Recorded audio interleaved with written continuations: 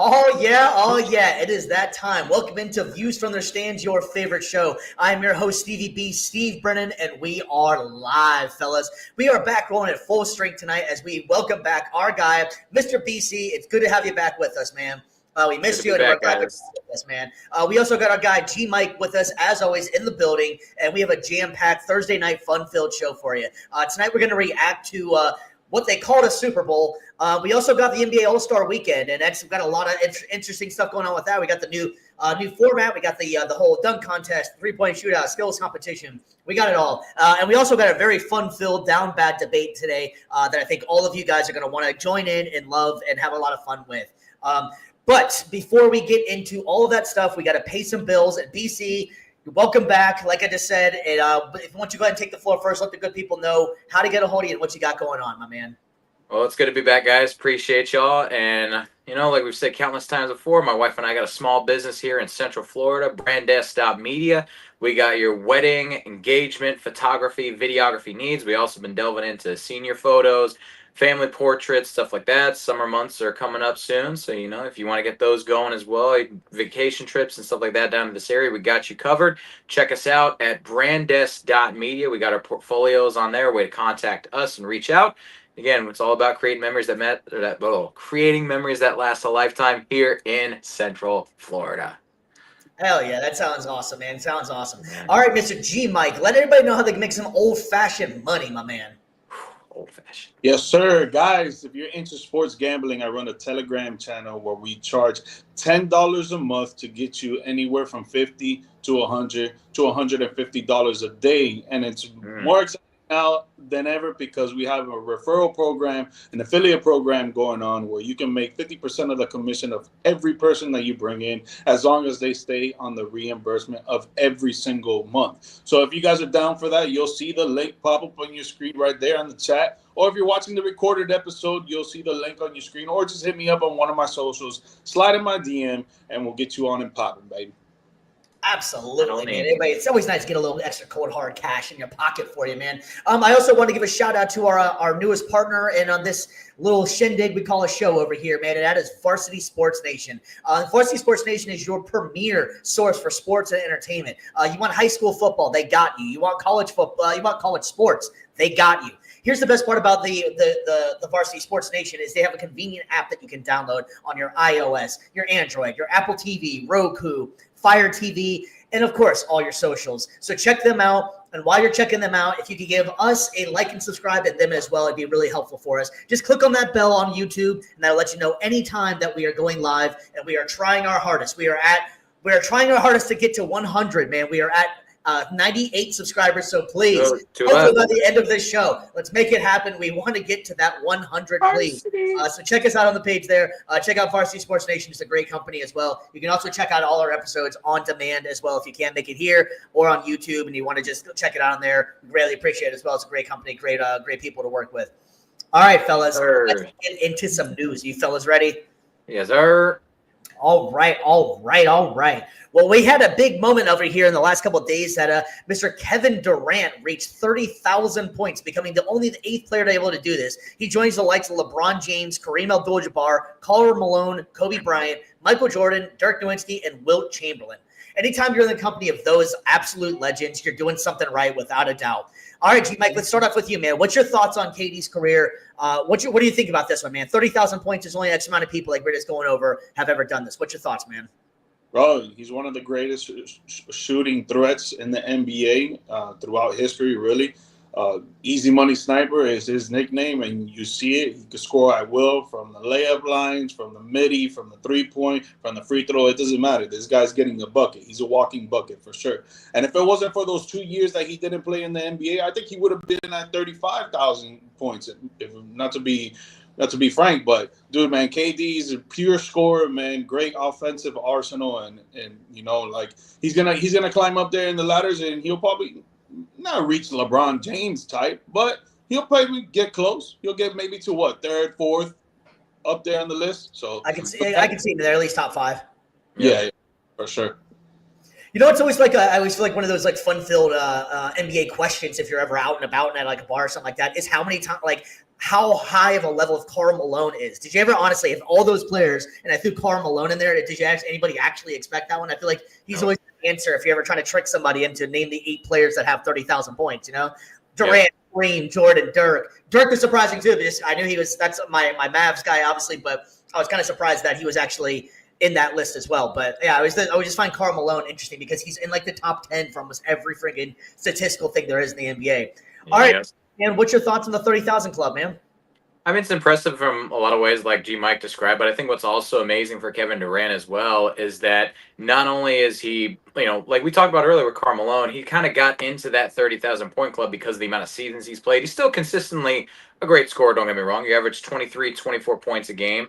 It's impressive, but over 19, 20 seasons, it's kind of a little easy to creep up into that all-time ranking. Whereas Kevin Durant, not only has he been able to get 30,000 points, but he's also led the league in scoring 4 times. And of the people on that list, only 2 others have had more scoring titles in their careers than him. That's Wilt Chamberlain and that's Michael Jordan. That just goes to show the dominance that he's really brought to the table. And like we've said, he's a Swiss Army knife on the offensive end.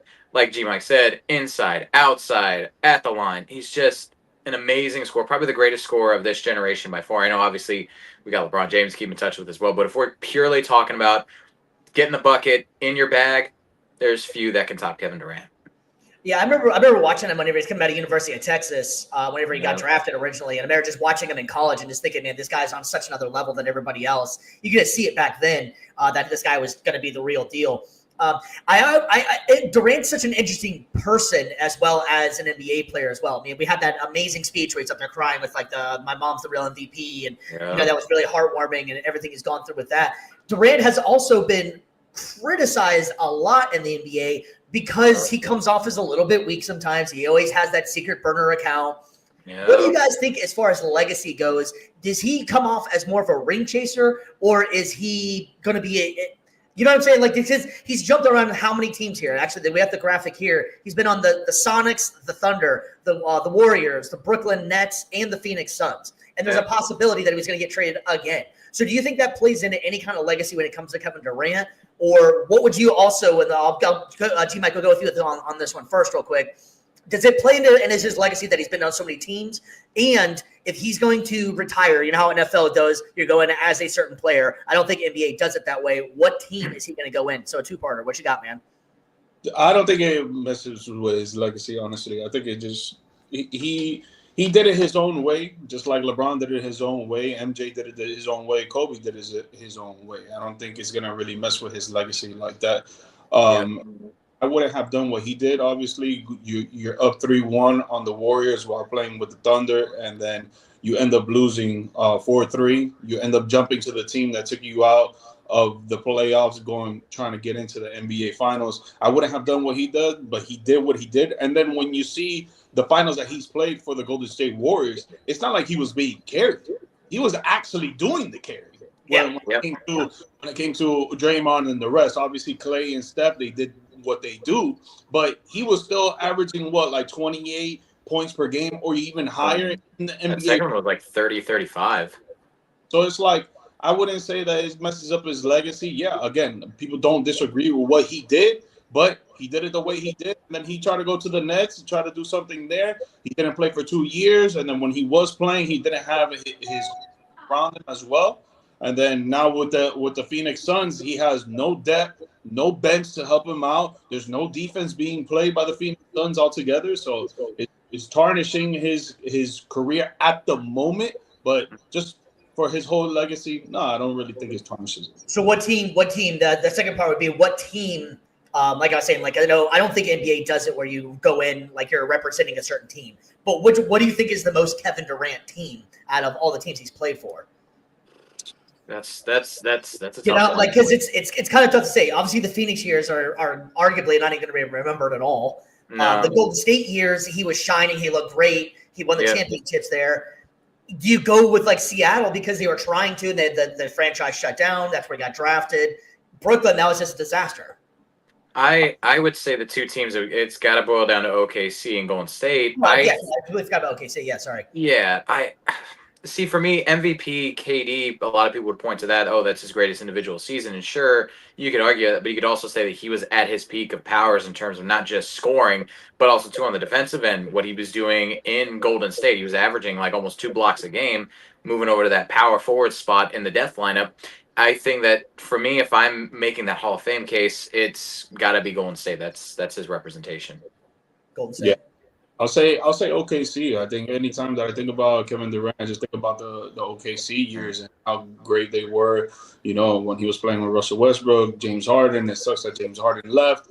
I think if he stayed and Russ would have stayed too, I think they would have gotten a chip, really. But I say this every single time anybody brings up OKC is I can't believe they didn't win one out of that whole with that dynamic of players they had. They did not win one. That is. It's just a shame. It's crazy that they didn't. They were so talented and good, and they just somehow, some way could not pull it together to be able to make it out to win one. Man, that's crazy. Yeah. I kind of tend to agree. I would go if I had to go. I'd go OKC as well. I think if he would be retired in as his Hall of Fame, he's making a Hall of Fame without a doubt. There's no doubt about it. But yeah, I would have to go. I think OKC as well. I will say there's no other player. I will say when LeBron made the move from Cleveland to Miami, he became the biggest villain in NBA history. And then Kevin Durant, 2016, said, "Hold my beer." So I think that's for me a guy that's one of the biggest heroes to have one of the biggest falls from grace. I think that's going to be. I don't think that's something that's going to tarnish his legacy, but I just think it adds another interesting wrinkle where it's like now he's probably one of the biggest villains. I mean, literally, he was called the Snake for how many years? So I love the Tarantula. That's a great name too. Yeah, Slim Reaper. Awesome name. Slim Reaper. That's. I'm going to Devontae Smith every time I hear that one though. But Durant is just such an interesting player. There hasn't really been too many players in the NBA like Durant. You can say a lot of different things about him. Like he was kind of soft at some point, and then all of a sudden that he's a great player. But I don't know. He has had such an interesting career. But arguably one of the greatest scorers of all time. I would put him easily in the top 75, like they've been doing. He deserves all the kudos. He also deserves a little bit of the backlash that he gets sometimes because he jumped around a lot. He almost seemed like a reputation a little bit. But having said that, man, that was what a hell career though. Shout out to Durant, man. That'd be amazing to have his career. Yeah, moving on, man. We're going to move over to the NFL, and some big news just came out as it's made it official. Kellen Moore and the New Orleans Saints have agreed, and now Kellen Moore will now become the new head coach of the New Orleans Saints. BC, you're a Bucs fan. You're a Bucs guy through and through. This is your division, man. Why don't you go ahead and lead us on the charge of this one, man? I mean, I don't see this moving the needle quite as much for New Orleans. I mean, they're trying to get a new system going after basically wiping the floor the last few seasons with a lot of the old roster, obviously like Drew Brees back in 2021, like losing so many of their guys. They're just kind of grasping at straws. I like Kellen Moore as an offensive mind. I think he's good. I think he's solid, but I don't see this as something where, oh my gosh, this is going to take New Orleans over the top. This is going to be the thing that gets them to the Super Bowl. It's not a culture change to me. I see, just to kind of go back to basketball real quick, I kind of see like Kellen Moore as maybe like a Mark Jackson, as a guy that can maybe help reorganize some things, reshuffle the deck a little bit, but he's not going to be that guy that puts you over the top, in my opinion. Yeah, I mean, Kellen Moore's had an interesting rise. He was with the Cowboys for 4 years. He had a 64% winning percentage with the Cowboys. Then he ended up he's been an offensive coordinator for 6 years, ended up going over to the Chargers. That one really didn't work out. He only had like a 16% winning percentage there, but the Chargers weren't a good team at that point either. And then he comes to Philadelphia, had a 94% winning percentage, and obviously comes away with the Super Bowl. I think Kellen Moore's I think he'll be a good OC, and I think he's going to be able to relate with Derek Carr. Derek Carr kind of needs a resurgence. They signed Derek Carr for a while, and Derek Carr just hasn't really been able to live up to it. A little bit of injury plague in there as well, but I kind of like what Kellen Moore is going to do. I think he's going to be able to run the ball with Kamara, and I think he's going to make Derek Carr a better quarterback in the long run. G-Mike, man, he was a Cowboys offensive coordinator for a little bit. What's your thoughts on this one? I think he's a good coach for the Saints, honestly. I think the Saints' only problem was offense. Their defense was pretty good. It was decent. It wasn't amazing. But obviously, when you have an offense that can't even score, Like, it's going to be hard for the defense to actually play good if they're going to be out there on the field so much. They get tired, they lose energy, they lose desire to try to win a game. So when you have a coach like this that can come in and change the whole dynamic of the offense when it comes to passing and rushing the ball, I think it's going to be good for them. Maybe they won't become championship contenders for sure. I agree with BC there, but it's it's a step in the right direction in my opinion. Yeah, you want to know something pretty wild about this move as well is that the New Orleans Saints also announced that they're hiring Brandon Staley as their defensive coordinator. That's who Kellen Moore picked. Ironically, Brandon Staley was the head coach of the Los Angeles Chargers when Kellen Moore was the OC. So they basically switched roles. So now he's in charge. We're telling him, which I think Staley was a good defensive coordinator, but he just wasn't a good head coach. I don't think he can figure that part out. Some people just aren't meant to do it. Steve Spagnuolo, one of the greatest defensive coordinators of all time. Vic Fangio. These guys, that happens with these guys. Some of these guys are just not meant to be the X's and O's all the time kind of guy that can run the offense. Cliff Kingsbury was rumored to go get offered the job for the Saints, but I guess he turned it down because he obviously sees the writing on the wall. I got a great quarterback, and I got a great team that's on the rise here. So I don't blame him one bit at all for not taking that job.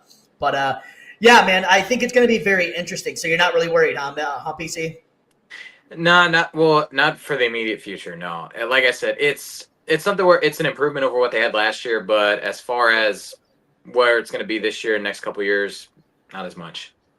Yeah, no, it's going to be definitely TBD. And I think he's going to be able to, like I was saying, I think he's going to be able to help Derek Carr out and kind of give him a boost that he kind of needs. But all right, well, that's not the only news that happened in the NFL as of late. Besides the Super Bowl, we had another major news over here as the New York Jets and Aaron Rodgers have decided to part ways. And man, if this doesn't go down as I don't know, I'm going to go disaster for both guys in this one right here.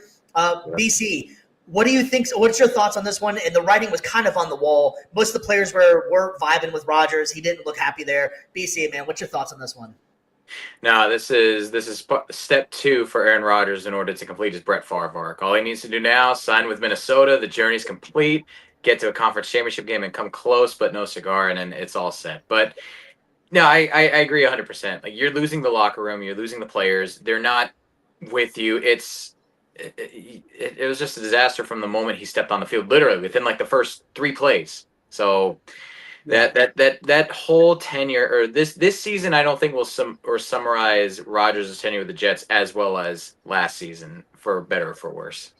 Yeah, we want to give a quick shout out to Crypto Wolf, of course, one of our favorite guys on here. Is always checking in with us. Is Rodgers done, or what is he's checking in with us? Man, that's a great question, and I'm kind of leaning towards I think he is done. I think this is it for Rodgers. I think just him personally, he's the type of guy that I think that's going to write off. Now, I know he wants to go out on better terms. I just think the market as well. Who's going to go after him at this point? If you look at the teams that need quarterbacks, are you going to go after Aaron Rodgers? Now, I think, having said that, I think that Rodgers will be one of those guys that if somebody gets hurt in training camp, they're going to give him some play maybe. But really, you have to only look at a few teams, I think, that are actually going to work out. Maybe the Steelers, maybe the Browns, and maybe the Raiders. But again, of all those teams, Pittsburgh's the only viable option there. Yeah, exactly. All right, G Mike, man. Rodgers, Jets. What's your thoughts on this one, man? This was such a wild ride. Nah, he's not retiring. The Vikings are going to pick him up. They like J.J. McCartney to learn right behind him. J.J. McCartney's going to he's still going to be a rookie because he didn't even play this season. So it's going to be a redshirt rookie type situation, freshman type situation. So they're going to bring in Rodgers. They're going to have J.J. McCartney learn under him. He's going to go the Brett Favre route. They're going to do good with the Minnesota Vikings. They probably won't have the same season as they did last year because I think it was kind of a fluke, in my opinion. But, I don't think Rodgers is going to retire. I think he's going to play 1 or 2 more. Yeah, my boy G Mike getting a copy of the NFL script. Let's go. Well, I mean, I don't know, man. It might be one of those things. The fact of Aaron Rodgers may not want to be retired, but the NFL might retire Aaron Rodgers. I just don't know the market's going to be out there for him very much. But check this out. This is something I just found really interesting as well, is how inept the New York Jets have been at quarterback. Everybody wants to pick on the Chicago Bears for how bad they've been. So would you guys consider Aaron Rodgers this season in New York a good season? Would you guys consider it a good season for QB standards? No. There's a lot of variables to that, and the biggest variable to me is that it's still the offensive line is what really needs work there. Like, no matter what quarterback you put in that situation, you put Patrick Mahomes back there, you put Tom Brady back there, they're gonna have a bad season too. Maybe not as bad as Aaron Rodgers, but when you don't have an offensive line that can pass protect for you, or even block for the run, like, you're not going to be able to do anything. You're not going to be able to complete any plays, get any yards, get any points. Is going to be a clusterfuck. So this is literally the same. Variable is the offensive line. We can't put the blame on Aaron Rodgers, in my opinion. Yeah, this is literally the same organization that let go of Mekhi Becton, and now he's a Super Bowl champ. So there's that. Well, having said that about Aaron Rodgers tenure with the Jets, do you realize this is the third best quarterback performance in Jets history by a quarterback? Number one is still Joe Namath from 1967, where he actually passed for 4,007 yards. Rodgers this year passed for 4,897 yards. And that's amazing to me that this is the third best statistical quarterback season that the New York Jets have ever had. And I can't name any Jets fan nor any actual football person that would say, oh, man, this was a striking success. So it's kind of wild when you put it that way. Rodgers did come on in the end and did look a lot better than he did in the beginning. But that's also slightly on Rodgers because he also missed training camp and would refuse to work out with the guys like all these other, Garrett Wilson was publicly saying, if Aaron Rodgers stays, I'm asking for a trade. So I just don't think it was worked out good for anybody with Rodgers and the Jets. It's kind of crazy to see it come to an end, and he only missed the first season. If he missed that, if he played that first season, I wonder if things would have been a little bit different. But the fact that he didn't, I think this just goes down to nothing short than a disaster. Correct. Yeah, I don't know, but you see it with Saquon, right? He was in the Giants, 5-6 years? Didn't have an offensive line any single year there. With damn trash.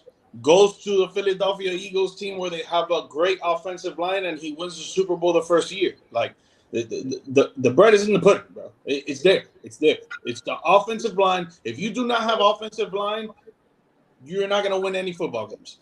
Yep. All right, so you're going offensive line, and that Rodgers wasn't. It wasn't Rodgers. It was offensive line. That's what you think was. No, I don't think it's just primarily. Again, there's different variables. I'm just saying that the biggest variable is that the offensive line needs more work, and we can't just be blaming it on Rodgers. Not saying that Rodgers didn't have a bad year, because I think he did compared to the other years. But when you don't have an offensive line that can block for you, how are you able to have a good season? Well, honestly, I kind of put a little bit more blame on Rodgers on this one as well. Rodgers brought in his entire staff that he handpicked that he wanted. He brought in Hackett. Hackett sucks. He's a hack. You finally was able to get Devontae Adams, brought your boy in. Devontae Adams did nothing there. You had a star wide receiver in Garrett Wilson and was still couldn't get it to him and was blaming people for him missing passes. I mean, you're still not addressing the offensive line. I haven't heard you say one thing about the offensive line that they fixed. Sure. So, I mean, if he had an offensive line, you think this would have worked out great? I don't think it would have worked out great, but I think they would have been closer to try to get into the playoffs than they were of just tanking every single game. I mean, so whenever they got Aaron Rodgers, though, their Super Bowl prediction, they were like Super Bowl bound. The Jets, So I mean, I think he just was a bust there. I don't think the offensive line is one thing for sure, but I mean. I think it's just both their fault. I think GM not putting the O-line in front of him, and I think it's Aaron Rodgers. Instead of prioritizing the offensive line like he should have, he wanted to bring his buddies in, and that's what messed you up. Like, as a you're a quarterback. You should understand this. You cannot get the job done without the boys up front. Again, I'm just bringing back the Bucks because I love this story. Baker Mayfield, offseason, taking his offensive line on vacation. Like, come on. How are you so tone deaf that you don't think, in a new organization, maybe I should make sure that the offensive line is on the up and up instead. No, I'm just going to bring Devontae. I'm just going to bring Hackett. Like, let's not forget the Alan Lazard and it's I don't know. Randall Cobb was there, I think, for like a few hours or something, wasn't he as well? Like, yeah, I mean, if he could have gotten Devontae Adams to New York, I'm pretty sure he could have gotten some offensive line help to New York somehow. He could have lobbied for somebody. But you guys are talking about something that he cannot control. That's the front office stuff. That has not. That's like saying literally LeBron is the GM of the Lakers. No, man, that's ridiculous. He's not. We all know he wanted Luka. Cannot make those trades. He has influence for sure. Yeah. Rodgers has influence, but he can't make those trades. Yeah, it does beg to wonder like how much pull do certain athletes have in certain areas? Is it Aaron Rodgers doesn't make the decision, but he pretty much does. Like he just tells him, I'm doing like it's an interesting the dynamic sometimes between star athletes and the front office. Yeah, it's pretty wild, man. It's pretty wild. It's interesting to see how this whole thing went out now that it's over with. You think about teams that have won the Super Bowl. They have great offensive line and they have amazing defenses. It has to be one of the two. Yep. You know what I'm saying? Like, or if you're the Eagles, you got both. Oh, you got both, and that's why you stump on a Hall of Fame quarterback and a Hall of Fame coach because you got both. Yep. Well, let's go ahead and jump into it. If you guys have been living under a rock, you haven't heard, the Eagles absolutely destroyed the Kansas City Chiefs at a score of 40-22. Patrick Mahomes had his worst game pretty much as a professional, going 21 of 32, 257 yards, 3 touchdowns, and 2 interceptions. Jalen Hurts, on the other hand, looked absolutely magical. He went 17 of 22, 221, 2 touchdowns, 1 interception.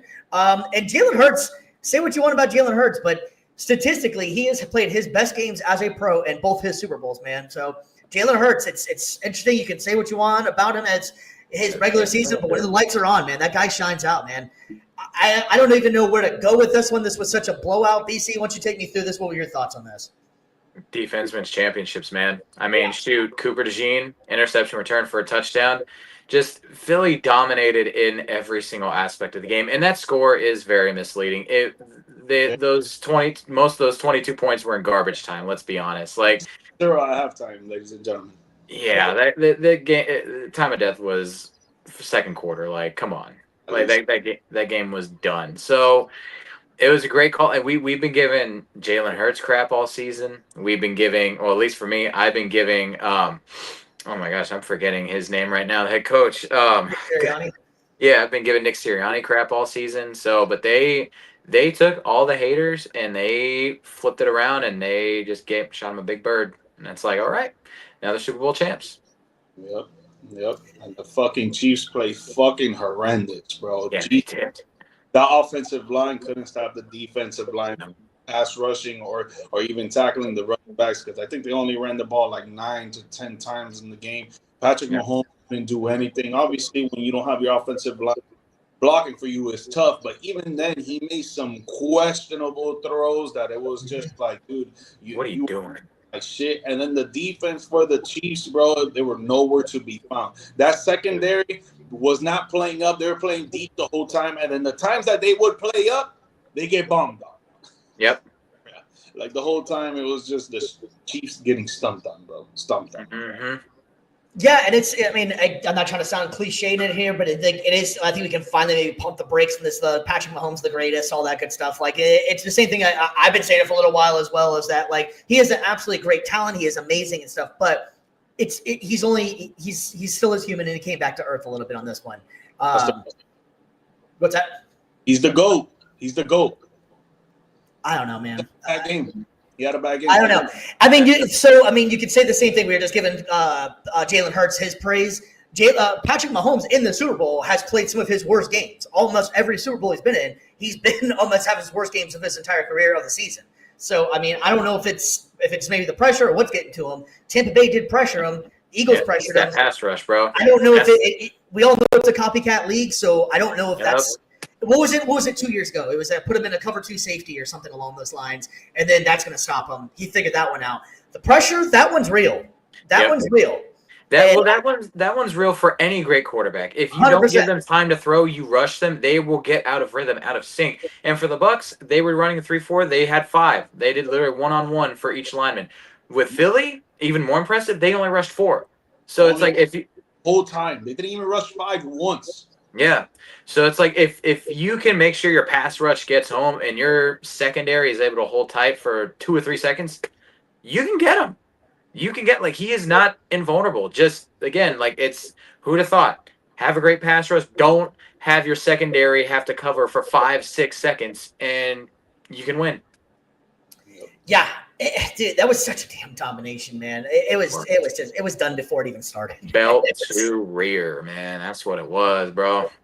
All right, so we can that was just domination out there, absolutely, man. And I think the Eagles are for real, and I don't think they're going anywhere either. I think that they are in a fantastic position right now to almost be the new Chiefs. All their stars are pretty much under contract and young. They're paying them as rookies. There's only one or two guys that they have to consider to even pay. Jalen Hurts is paid. Barkley's paid. They got A.J. Brown, who's paid. They have all the people that Jalen Carter's a rookie. Cooper DeJean is in his second year. He's a rookie as well. Quinion Mitchell, a rookie as well. They're so set up right now that I think it's only one to two maybe guys that they have to even consider to be able to fix this thing for them, whatever. So they could be around for a long time to come. And Zach Bond too, like defensive player of the year candidate. That dude's set for a big paycheck if he hasn't already gotten it. So no, he's a free agent. All right, so that's your one guy. That's your one guy you got to bring back. Oh, they lost. I think he's going to stick around. To be honest with you, I think he appreciates what Philly had and what Philly's doing. To be honest with you, the guy was like a special teamer pretty much the entire time prior to this point. Now he's balled out, and they allowed him to get to that point. So I think he's going to stick around. To be honest, if I had to guess. Yeah. The other thing is that they lost their offensive coordinator, so now you got to find going to run Kellen Moore, right? I think the smart move would be to promote internally at that point, just because you have somebody that is familiar with the concepts and the schemes and can kind of add their own wrinkle to it. I feel like that's a lot better than bringing somebody in from the outside that's just going to change up the offense. And instead of evolving it to that next level, they're just going to basically wipe the playbook out. And now you got to get your players in a whole new playbook. Well, I had a buddy of mine who's an Eagles fan and that I work with, and he was suggesting, why not bring back Doug Peterson? He's available. Bring back Doug Peterson, has him as your OC, or even Frank Reich. Bring back the guys that got you there from the start, you know. And I think all Philly fans or the Eagles fans would be excited about that. I could get down with that. That'd be kind of cool. You'll have the tush push and the Philly special at the same time. There you go. Yeah, 100%. That'd be one hell of a Philly special, man. All right, so of course you have to, if you don't talk about the Super Bowl, you got to talk about the last thing on here, man. We'll keep it brief real quick. Did you like the halftime show or no? It was all right. I wasn't blown away by it. I liked it, actually. I'm not gonna lie. Me and G Mike were talking about it the show before. I didn't think it was gonna go very well. I was more impressed with how basic, simple it was. So they got the point across, got a message out there. I didn't think he sounded that great. You couldn't really understand him as much, but I liked some of the selections. I would have went back to some of like the beginning tracks that he came out with originally. But the point was out there. You want to get the bangers out there that he had, and of course, They Not Like Us had to come out that at some point in time. And that was so gutsy, ballsy, man. Drake is the biggest loser besides the Chiefs, man. He got nationally blasted on TV, and people that didn't know the beef they had, they know now. Yeah, I just wasn't a fan of like some of the other elements to like the guest appearances and everything, like Sam Jackson as Uncle Sam. I thought it was a little too over the top there. Yeah, it was definitely interesting, man. Samuel L. Jackson he's gonna do Samuel L. Jackson, man. Correct. Yeah, well, I'm checking with Brandon BG for checking in with us as well, man. Appreciate all you guys checking in with us, man. You guys are always loyal to the show. Appreciate it. The halftime show, bro. That shit was ass. You didn't like it? It was horrible, bro. Like, I like Kendrick Lamar, but how are you gonna come on a halftime show and you play around 5 to 6 songs that people don't really know? You're on one of the biggest stages in the world, and you're not playing the hits that are here on the radio. Like, that's just dumb, bro. You try to make it some political view or whatever that the case is. Like we're here for entertainment, bro. Like, that shit was ass, bro. Like, that shit was fucking ass. Yeah, well, and that's the thing. That's the thing I alluded to with Sam Jackson. It's just like he's playing the caricature or whatever, and it's like, oh, you got to play the hits, blah blah blah, and it's like, oh, well, I'm not gonna play the hits. I'm saying, it's like, dude, come on, just play the fucking hits. It's the Super Bowl halftime show. Yes. A lot of people are fucking watching this shit. Play the fucking hits. Ass, bro. That shit was ass. Yeah. Well, the other big thing is too is that maybe we just get rid of this halftime show. No one's ever happy. You know, like every year, no one's happy. Like, you can't name one artist right now. I guarantee you, no one can name one artist that everybody's like, oh yeah, I would love that. No, it's not going to work. That's just with any topic in the world, really. You know? Yeah. Everybody's not going to agree on the same shit. I mean, everybody can universally agree they love views from the stands, right? And that's the only thing everybody just agrees on. Hey, I will say, last year's I was a big fan of Usher, so like I that was like throwback for me, man. And Rihanna killed that shit too. That was a good one too. Yeah. Yeah. It's like when you don't try to like make a quote unquote statement with your performance, it goes well. Yeah. Even Just like, get some metal up there and I'll be happy. But otherwise, just keep it moving. we're here to watch a football game, the commercials and the halftime show, bro. Just keep it entertaining. Fuck all the other bullshit. Yeah. 100%. All right. Well, we are going to move on from the NFL because the NBA has a lot of stuff going on as well, man. And we're going to go ahead and start the NBA Saturday after the Saturday slate. So we're going to go ahead and start it off with the almighty 3-point competition here.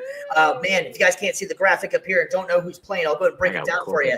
You got Jalen Brunson, Cade Cunningham, Darius Garland, Tyler Hero, Buddy Hield, Cam Johnson, Damian Lillard, and Norman Powell. Mr. G, Mike, you're up top, man. Are you excited for this event? Are you excited for the All-Star Weekend? Who you like out of this group? Me? Yes, sir. Me? You know, baby.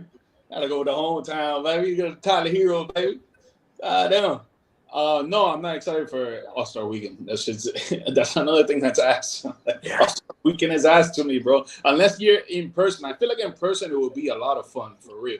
But it's like a normal fan just watching it on TV. It's ass, bro. Like it's not as entertaining. Like we want, specifically talking about the All-Star game, right? And then I'll touch a little bit on the dunk contest because I think the 3-point contest actually has been a lot more competitive, which they're putting in the All-Star, the guys that are the top of the league when it comes to 3-pointer, even though they left off Malik Beasley, which I don't know why the hell, because Malik Beasley been hitting with like 5 threes a game. Yep. He's number 1 right now. Yep. So that was kind of weird, but just sticking with the NBA All-Star game, man, it needs to be more competitive. Like, I get it. You guys don't want to get injured out there, bro. But, dude, man, like, you guys are just walking around out there, throwing up lobs, just shooting half-court shots. And it's just like, it's like when you're watching a YouTube video and you're, like, doing dishes or doing laundry or, like, doing some other shit that you're not really paying attention but kind of paying attention. That's how I feel with the NBA All-Star game, bro. And they really need to change that around. And when it comes to the dunk contest, man, like, there needs to be some other stuff that be going on because the dudes are just doing the same dunks over and over and over. Like if we want more entertaining dunks, let's go out to the streets and actually get some dudes that actually practice some crazy dunks that we can see on live TV. Like, don't put in the NBA players if they're gonna go out there and do the same shit over and over, and we're just there like, oh yeah, we already saw this 2 years ago, 5 years ago. Like let's get people that are actually doing some stylish dunks out there on the streets and bring them in. Give them a little reward. Yo, $100,000 to a random guy from the street that's doing dunks on YouTube and try to help out his life with some money. You know what I'm saying? That sounds like a Gladiator. Are you not entertained? We ain't. You bore me with your crazy stylish dunks. Yeah, well, and the thing is, like G Mike said, a lot of these dunks we've already seen in past iterations of the dunk contest. Like with the 3-point contest, you can kind of make the case it has a little bit more staying power because you get new people in each year. You get a potentially new winner. It's exciting. Yes, it's the exact same shot, but the thing is, it's different people. You're going to get different. Whereas with the dunk contest, it prides itself on style and flair and novelty. And you can only do a free throw line dunk so many times before we can say, okay, we've already seen it. What I would love to see, I want to see, we got a 7'4" giant who can basically touch the top of the backboard. Why don't we get him in it? Why don't we see maybe if he dunks from the 3-point line? I'm for that. That would be interesting. Why not? Let's see how far back he can push it. We need to get guys that can actually generate some star power and creativity in the dunk contest. Like G Mike said, get some guys. Why not get some 1 or 2 guys from the outside, bring them in and challenge the pros and kind of maybe put some pressure on them and be like, hey, these young bucks, they've got creativity. What have you got? You're supposed to be a professional basketball player. You're telling me you're getting outperformed by some street baller? Like, come on, guys, step it up. Maybe that will be the thing that maybe helps revitalize them. But for the 3-point contest specifically, I do like it. Like G-Mike said, they're bringing in actual stars, actual guys that have range. Again, minus Malik Beasley this year. Minus Steph Curry. I don't understand why he is not in it. You have the greatest shooter of all time. Why absent from this contest? This is his event, basically, he should be almost a guarantee every single year. And it's not like the dunk contest where you have to worry about, oh, I might injure myself. You're shooting 3-pointers. Come on. What's the excuse? Yeah, they also got rid of the challenge they had last year with Sabrina and Steph Curry. They're not going to do that again this year. That was actually one of the more exciting parts. I would love to see Caitlin Clark versus turned it down. Steph. She turned it down. They did offer it to her. She turned it down. She didn't want to do it. She had a couple of reasons, and she was saying she didn't want to take away, or I forgot what it was. She had the reasoning wasn't horrible, but it was also like, man, like that's kind of surprising. You're the face. You're the face of women's basketball and borderline basketball right now. I feel like the WNBA I feel like she got pressured into saying no, which is like so stupid. Like she is the most popular player in the WNBA by far. She should be in the top like NBA as well, kind of thing. You know, yeah. Popularity right now as a household name. The people I think want to see Steph Curry versus Caitlin Clark in a 3-point contest. Let's do it.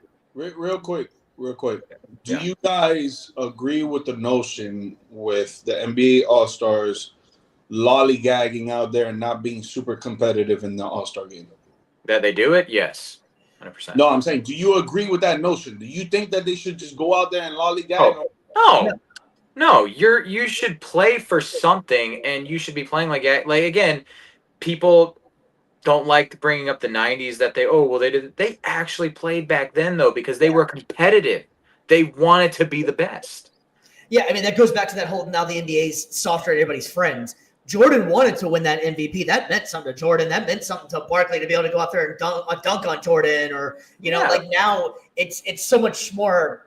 I hate to use the word fun, but it's just fun for these guys. Like they're out there having fun. They're getting paid millions of dollars, and they're having fun. It's not the same as it used to be for sure. I have an idea on how to fix it, but when we get to the All-Star game, because we got a couple of the prior twos, the skills and all that stuff like that, we'll get to the All-Star game in a minute. So we'll go ahead and put this 3-point contest up here real quick, and we'll go ahead and pick our winner on this one. G Mike, you're up top, my man. How about you go first? You're going to say you go in with Tyler Hero, or go ahead and explain your thoughts. Yes, sir. I'm gonna get Tyler Hero right there. He's been very efficient this year. I think he's number 1 or 2 up to this point. So I think he'll go out there and he'll try to prove himself and try to win. I'm sticking with Damian Lillard. He is the returning champ of this competition. I want to say he might have run it 2 years in a row. It's Dame time. This is what Dame Lillard lives for. No non-contested threes. Damian Lillard all day long. BC, what you got? No, I'm going to agree. And plus, Milwaukee this year has had a knack for kind of winning in these any Milwaukee person has kind of had a knack for winning in these, you could say, gimmicky type of things. They won the Emirates Cup. I feel like Dame's going to do the same thing here in 3-point contest. Like you said, he's unguarded, uncontested. He is the returning champ. It's his game to lose. He's basically the second best 3-point shooting point guard of all time. Great. I like it a lot, man. That's the 3-point competition for us here, man. All right. So we also have the next one coming up, and that one is going to be the the skills competition. And this one is interesting as well. I'm kind of confused on the formatting here. I know it's supposed to be Golden State, so they're representing Golden State here, but it's Team Cavs versus Team Rooks versus Team Spurs and then Team Warriors. Why they chose those ones, I don't really know. I'm very confused on what the hell the NBA is doing and what they're going with this stuff. I love having some of the players in it, like Wembanyama. That's really cool. I think Wembanyama's. If I had to spoil it, that's who I'm going to be picking in this one. But I just think it's kind of weird the format they're doing. I think they're overcomplicating things. Like they're just thinking too much into this stuff. And the skills competition was one of the newer events that they added, I don't know, maybe 10 years ago at most. That's a decent one. It's kind of cool. I like that one. That one shows some skill stuff. That shows what they can do, the dribbling, the passing. Otherwise, like this one's kind of just a wasted one too on me for this one. G-Mike, do you like this competition or? Nah, I don't really care for it. I like the old format. I'm not a person that watches NBA All-Star Weekend no more. Like I watch the highlights when it comes on X or Twitter or YouTube. I watch the highlights, so I'm not one to really talk about this type of weekend. But I just don't like it. To me, it's not entertaining no more. Like it's very like walk around stuff. Like they're just going out there and just whatever. Let me pass the rock. Oh, let me shoot the 3. Oh, let me throw a lob. And it's like, dude, I want to see competition, bro. Like, I don't want to see you lollygagging out there. Like, you're getting paid millions of dollars and you fucking complaining about this shit. I don't want to fucking hear that shit, man. Yeah, and so I watched the National Hockey League, the NHL, their All-Star weekend not too long ago, about a year ago or something like that. They had their skills competition. And I'm not going to lie, that was way faster paced. That was way better than NBA's. Like they were cutting in and out of cones. Like they had some really cool ideas that I think the NBA should be looking at. Like I don't pay attention to hockey very much. I'll be the first to admit it. I'll do what 75% of the country does. I'll check out the Stanley Cup, but that's about as far as I go with it, really. And every year I'm like, man, I should watch more hockey. This is actually really cool. Don't really watch too much of it. But having said that, though, their All-Star weekend, their challenge and all that was awesome, man. Those guys, that was hard. That looked difficult. Yeah, and I will say this for the skills challenge, this event specifically. I think that they're, like you said, they're trying to complicate it too much by adding now a big and a guard kind of dynamic, or a big and a wing dynamic to this thing. I loved it last year when you had guys, or maybe a few years ago, when you had Sabonis and Vucevic in the finals competing against each other. Two big guys that you don't really consider having a lot of skill showing up the guards. I always thought that was something interesting where these big men now, it's the evolution of the game. They're able to handle the rock like guards. As great as it would seem, and spoiler for my prediction, Chris Paul and Victor Wembanyama teaming up, it's going to be great to see that. But I would have rather have seen Victor Wembanyama versus Chris Paul. Let's see who really has the best skills. Like the opposite ends of the spectrum right there. But yeah, they're trying too much with some of these events to shuffle them up and make them better. And it's like that energy should have been put towards making other contests in the All-Star game weekend or All-Star weekend better. Yeah, no, I'm with you on that one. So we'll go ahead and go what you got, Mike. Real quick, have you guys ever played? Now the name just went away from me. I had it. I think it's called Knockout. Yep. Oh yeah. Yep. I think that would be sick to watch. It's so funny that you said that too. I was thinking that a day ago. Like, what would I do to change things? I think Knockout would be a blast. Be sick. It's very fast. Of course. You're gonna see players missing. You're gonna see players making some crazy shots right before a player is gonna make a dunk or a layup. Like, I think that will be very competitive, and there's not gonna be injuries. Like, yep. I mean, they could be sprinting to the rim, but I know what you mean though. It's a lot less on the body for the rebound or something. But I know what you mean though. It'd be a lot less. Yeah. Well, they did try horse not too long ago, and it didn't land as well. They only tried it for 1 year. It didn't really land as well. And I feel like horse would be one of those competitions that might take way too long. Exactly. Knockout's pretty fast paced. I could see that one being kind of cool. True. Having maybe 5 players, whatever team, or however you want to do it, 10 players, whatever you want to do. I think Knockout would be a fun one. I'd be interested in that one as well. That's funny you said, because I was thinking that one as well. So for the skills competition, let's go ahead and make our picks on this one. G Mike, you're up top, my man. What do you got? I'm gonna take the Spurs as well, man. I think CP3 is one of the greatest guards when it comes to skills, dribbling, and passing. And then Wembanyama, he's been showing us that he can do everything when it comes to playing basketball. So I got the Spurs. Yeah, I'm taking the Spurs as well, man. Victor Wembanyama, he's kind of about to take over the league, man. So I'm going Team Spurs in this one as well. Yep. You can literally argue that team has the 2 best ball handlers of everybody on that screen. So it's going to be an easy win for them. Yeah, agreed. I think it's going to be an interesting good win for the Spurs in that one. That one I got to say before, put that one to rest as well. How did they get, what is the reason? You got the Cavs, you got the Spurs, and you got rookies, and then you got the Warriors. Warriors, again, it's their home court, cool, or something like that. But no idea. Cavs have, I don't know, it's just weird. I don't know. I would have been interested in seeing Wemby and Fox be on the team, but yeah, we'll take Chris Paul. It probably was too late. Yeah, that's true. It might have been too late maybe because that trade afterwards or something. But yeah. All right, and so of course you got the granddaddy of them all for the whole sports weekend of the All-Star competition, and that is the mighty slam dunk competition, man. I recognize no one on this list aside from one. Yeah, it's gotten pretty bad. I don't get when did this all change, and when did the players stop caring about this stuff? It's gotten really bad. They're still doing cool dunks, and granted, it's been going on for quite a while. You can only do a 360 so many times to make it look nice. I get it, man, that's cool and all. But just even you go as far back to the Zach LaVine and Aaron Gordon, they were trying. That was great. That was probably the last great one they had. I think. Yep, for sure. They were actually both out there really trying. It meant something to them. AJ got robbed. I think it started going kind of south whenever they started trying to add props and they started trying to add all this extra flash to it. Just dunk, and then they miss the dunk half the time. Yep. Oh, you guys remember 2009 Blake Griffin with the car? Yeah. Still talks about it, and he didn't even jump over the car. He jumped over the hood. Yeah. Like, come on. That's still pretty tough, though. It is, but it's like, how about that car's driving towards him, then he jumps over? Now that's what I'm talking about. He has a chance to die here. Come on. It's that, and then along with the Zach LaVine, what was it, the windmill? Or no, not the windmill, the between the legs from the line. It's like, it's not from the line. It's about a foot or two in from it. Like, you can't call it from the line. If you want to say, yeah, it was a tough shot, sure, but stop saying it was over a car. It was from the line. They weren't. Yeah. All right. Well, we'll go ahead and wrap the dunk contest up on this one real quick. I think I'm just going on a whim. We're all probably picking the same guy in here. Is it Mac going for 3? Yep. 3-peat. 3-peat. G, Mike, you a 3-peat as well?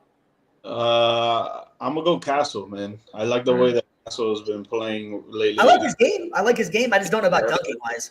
I will say for Mac, the pressure's on him, though. He's been benched the last couple games because he was not really hustling too much on defense. A little G League insider for you guys there. So it's like if he's sacrificing time in game to make this, he better win it. If not, all 300 people that go to those Osceola games are going to be pissed. 299 if you're counting yourself. That's true. So sometimes there's more employees and players than there are fans. Oh, dang. I can't let this air. I'm going to get fired. All right. So now we have the game itself, and it is weird as hell what the hell they're doing. It just doesn't make any sense. So it's basically Team Shaq versus Team Kenny versus, what is it? Team Youngstars, Team Shaq, Team Chuck. Why are they doing this? Like, I don't get it. I don't like it. It just seems too much. So the only thing I will give them credit in, which I think what they should possibly do to revamp this thing, is it's Team Chuck's global stars versus these other guys in here.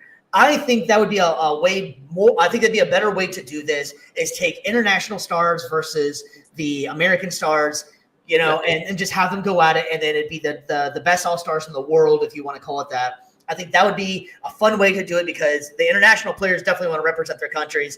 America, of course, wants to represent, but those international guys take a lot of pride in that stuff. And I think that would also get the Americans back into it as well. I don't know what else to do to save the game. The game itself has just gone ridiculous. It's become the Pro Bowl of the NFL.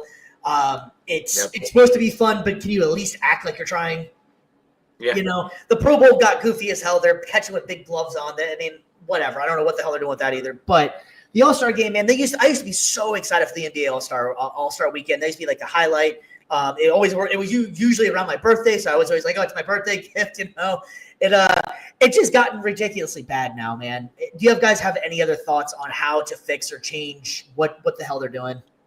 You gotta give them some kind of incentive aside from paychecks at this point, because they'll still take it serious. They still won't take it serious. Oh, you're gonna give me an extra $500,000 or an extra $1 million or whatever it is. Like if I win, like no, like give it some actual meaning. I don't know what that is right now, but you gotta find something. Yeah, I mean with the East and West when they had it before, do what baseball used to do. They don't do it anymore. Winner of the All-Star game gets home court advantage. I don't know, something to give you something to play for, because these guys aren't doing shit, man. They don't care. No. They're not interested. They don't give a damn, bro. And it's all about, all they got to do is just ramp up the competition. That's it, man. Go out there and prove to yourself, East versus West. East go out there and be like, yo, we're the best. West go out there, yo, we're the best. Go out there, compete against one another. Be like, yo, we're all stars right here this season. We're going to see who really is the best, and whoever becomes the All-Star MVP is the best out of all of us. That's it. Go out there and compete against each other. Stop being little bitches, bro. For real. Like, you guys are getting paid millions of dollars to play basketball. There's people out here that work 2-3 jobs and they can't even support their fucking families. And you guys are crying about getting injured in a fucking basketball game. Get the fuck out of here. Yep. Yeah, it's definitely gotten to that point for sure that you have to you have to do something because it's just gotten ridiculous. Or just you're an all-star, that's it. Take the weekend off because that's pretty much what they're doing anyways. Don't risk injury at all. Take it off. You're gonna make the all-star team. Here's a check. Take a week off. You know, it's just polluting the airwaves. Ridiculous. Like for like the way the NBA is going, bro. Like that shit is making me not want to watch fucking basketball, dog. It's been their issue this whole season. It's been horrible, bro. It goes from the refs to the players acting like drama queens to the commissioner giving everything to the players and forgetting that the way you make money is through the damn fans. Yep. Well, and that's the problem with, we talked about Kevin Durant earlier at the beginning of the segment, player empowerment. You give all these guys, you know, so much we hear about, oh, the teams don't care about the players. It's all the teams and blah, blah, blah, blah, the ownership. You give the players the same power. This is the kind of crap you're going to get. It's not as entertaining. You're getting now, the players are all buddy-buddy with each other. They only care about the money. They don't want to get hurt. And it's just, it's ridiculous. You don't have an entertaining product anymore to watch to get people involved. And don't be surprised and don't be mad when your viewership tanks.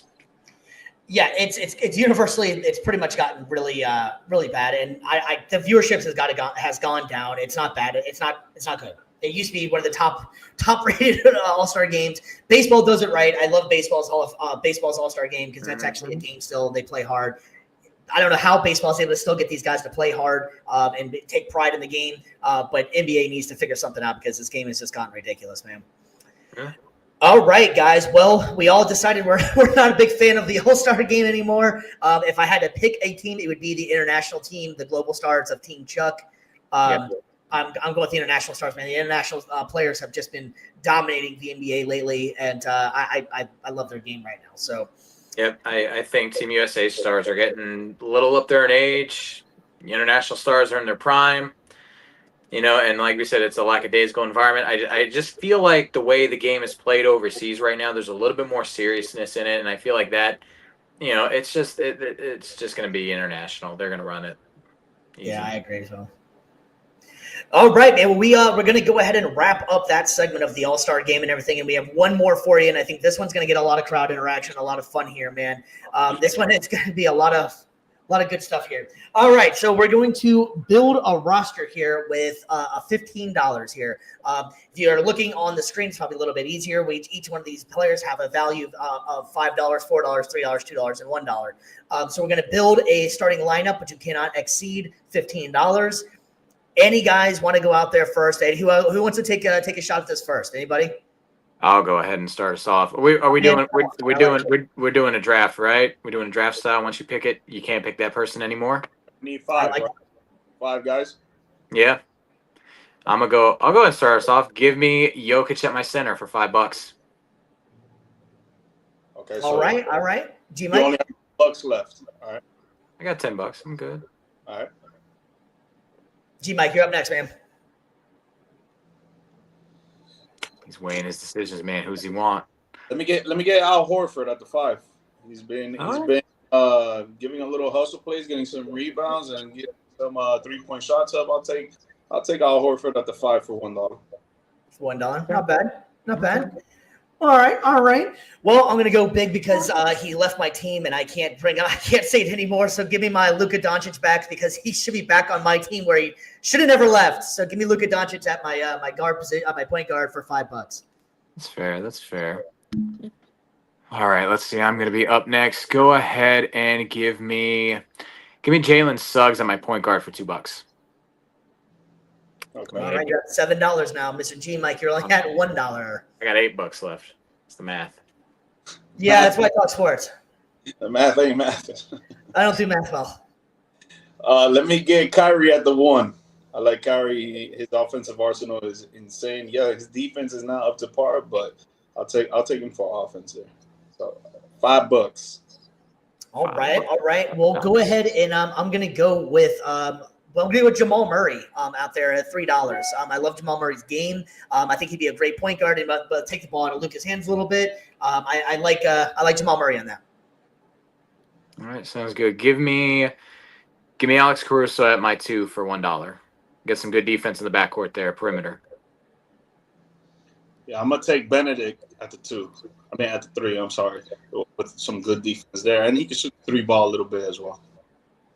All right, well, give me Derek Lively for $2, man. I think he's an emerging star. You'd already have what Luka and him started out with the lobs, and I love his energy. All right, this is a tough one. What do I want to go with this? Give me. Oh man, I'm gonna regret a lot of these decisions either way. Go ahead and give me. I'm not liking my options at small forward and power forward. What I'm gonna have to do, but you know what? Give me Zach LaVine at the 3 for $4. Zach LaVine. All right, that's a good player. A little bit of size there. All right, G Mike, where you at? How much money you got left, man? I got $7 left, and I'm gonna take Jalen Brunson. So I'm gonna have a backcourt of Kyrie and Jalen Brunson there. That's a good one. $3 left. All right, I am up to, correct me if I'm wrong, I'm up to $10 right now, and I need 2 players, which works out pretty good in my favor. So for $4, I'm going to take Pascal Siakam. I think I like his offensive arsenal that he can bring with him. He has some good defense, and it gives me a decent amount of size for $4. All right, and then for my final spot, I got Tobias Harris at the 4. So let's see, that gives me that evens out my roster. I got Suggsy, Caruso, LaVine, Harris, and Jokic. I'm not gonna take a power forward. I'm gonna go Nick Claxton. I have the Twin Towers with Al Horford and Claxton there in the front. Which works out perfect for me because that's what I wanted. Give me Kevin Love for $1 to complete my $15 transaction right there. All right. So, all right. So let's recap, bro. We'll go ahead and recap our team here for $15. And if anybody's out there watching and you want to jump in on this one, because I know everybody's got some opinions on this, please jump in and let us know, man. Give us your who would you do on this one? All right, so we'll go ahead and give us our $15 payout here. G Mike, you're up top, man. You start us off. You tell us your entire team. I got Jalen Brunson at the 1. I got Kyrie at the 2. I got Benedict at the 3. I got Al Horford at the 4 and Nick Claxton at the 5. I got 4 shooters. I got 3 defensive monsters, and I got 2 pure scorers as well as being shooters. All right, so I'll go up next on here. I got my guy Luka Doncic, and I got Jamal Murray. I think the guard position is definitely taken care of in this one. I got Kevin Love and Derek Lively for my bigs out there, and for my small forward, I would probably put him out there would be Pascal Siakam for his offensive arsenal, plus a little bit of defense in there. So I got a lot of bigger guys on my team on this one for $15. Yep. Then for mine, I've got Jalen Suggs, Ella Caruso in the backcourt. A couple of great 3-and-D options there at the 1 and 2 that can switch on to anybody. I got at my 3 and 4 Zach LaVine and Tobias Harris, a couple of floor spacers, and Zach LaVine's a great bucket getter. And then at my center, of course, the reigning MVP, best player in the league. I think he's going to win it this year, Nikola Jokic. And that's going to be the guy that's going to bring the ball up in the offense. I think I got a great chance to win it all, man. All right, everybody out there, man, that was a lot of fun. Please, if you're watching on the recorded, give us your comments, man. $15, it sounds easy, but whenever you're in the moment, you're trying to figure it out. It's a lot more different. So then we took Devin Booker. I was surprised on that one. I thought Devin Booker would be on somebody's team for he just seems like a little more expensive for $5. Yep. So, I was surprised on that one. No one took Giannis either, right? I was tempted to take Giannis, but then I was looking at my options at the 3. I think if I would have taken him, I would have been left with either Dylan Brooks or Isaac Okoro. Yeah, or Isaac Okoro. So I was like, I wasn't going there. Yeah, no one wants to hang out with Dylan Brooks. All right, well, fellas, that is going to wrap it up for Views for the Stands on a Thursday night, and we absolutely appreciate everything you guys have watched and stuck around with us and checked in with us. And please give us a like and subscribe. I haven't been able to check it, but we are trying to get to 100 by the end of the episode if we can. If you guys can give us that extra 2, we really appreciate it. We appreciate everything you guys do out there, man. BC, you got anything for the people out there? I'll just say this, folks. Like if you got somebody you love, you got a loved one, take the time, tell them call them after this show. After you're done watching, call them, tell them you love them, cherish every moment you got with them, man. You never know when the last time you're gonna say goodbye. So just always cherish time with family, cherish time with loved ones, with friends, and just enjoy this life while you got it, man. Value it tremendously. Absolutely. 100%. Guys, thank you for all the love and support, man. Continue writing in the comments. Give us a like, subscribe. And if you want to come on the show and talk smack, either come up with me here, write in the chat. We'll put your comment up on the screen. Or if you want to join us for the conversation on the live webcam and mic, you can do that as well. Yeah, man. Absolutely. We are going to be back probably next week. We got some stuff going on over the weekend, and we will be back and better than ever and ready to rock and roll for you people out there. We really appreciate everything you guys do for us. From Views from the Stands, I am Steve Brennan. BC, G Mike, we is out.